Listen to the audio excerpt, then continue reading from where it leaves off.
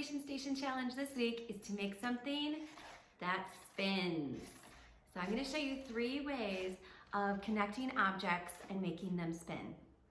So the first way that we can make things spin is by using something called a brad. So if you have brads at your house, then you're in luck because these are very easy to use. So first you need to make a hole. So I just took my screwdriver here and I just made a hole. So there's the hole. Next, you're going to take an object. It can be maybe a piece of paper that you can cut, or it could be a box or something else, and you're going to put the hole into that. And then easy enough, you're going to take your brad, stick it in there, and then you're going to open up the box, and you are going to flatten out those prongs. So this is a pretty easy way. This is a fun way you can make a spinner for a board game, or you can just attach something to another object and make it spin. So that one's really easy. But what do you do if you don't have a brad at your house? I'll show you option number 2. Option number 2 is just a nut and a bolt. So ask Mom and Dad if you have any nuts and bolts around the house that you can use to play with. And the way that you do that is that you insert the screw. So again, I've already made my holes here. So I have a hole here, and then I made a hole in a tube. I thought it would be fun to attach a tube to a box. See what happens there.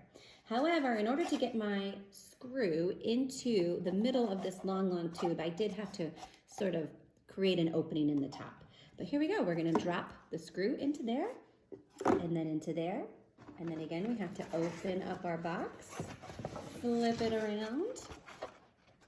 We're going to screw that onto the screw. Once you have that screwed on all the way, nice and tight, or it doesn't have to be that tight, but you get the idea. Close it up. Move my little flower attachment out of the way here. And let's see if we can get this to spin. My flower is going to be a bit of a problem, I think. So we have our brad, we have our screw. What do you do if you don't have either one of those at your house? Well, my last idea was for those of you who don't have anything like that at your house. I thought perhaps 2 twist ties could be combined to make something of a brad. So if you cross them in an X shape and then give them a twist.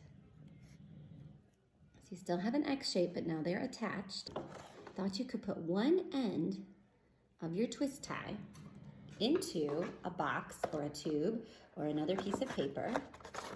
Let's make our hole.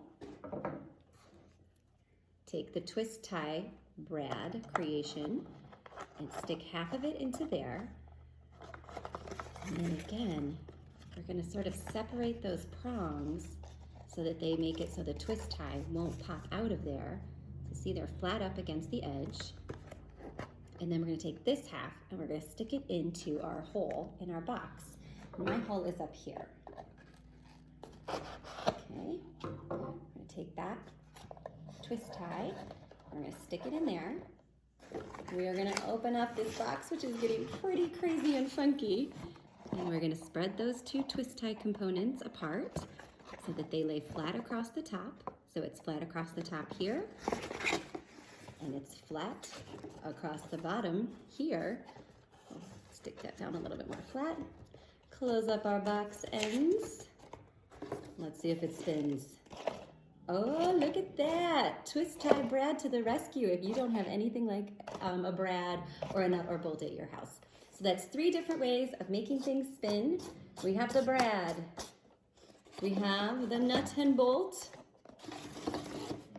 And we have a twist tie creation of our own that can make things spin. So get out your engineering design process. Start imagining what you can create that will spin. Start planning, grabbing your materials, and I can't wait to see what you create.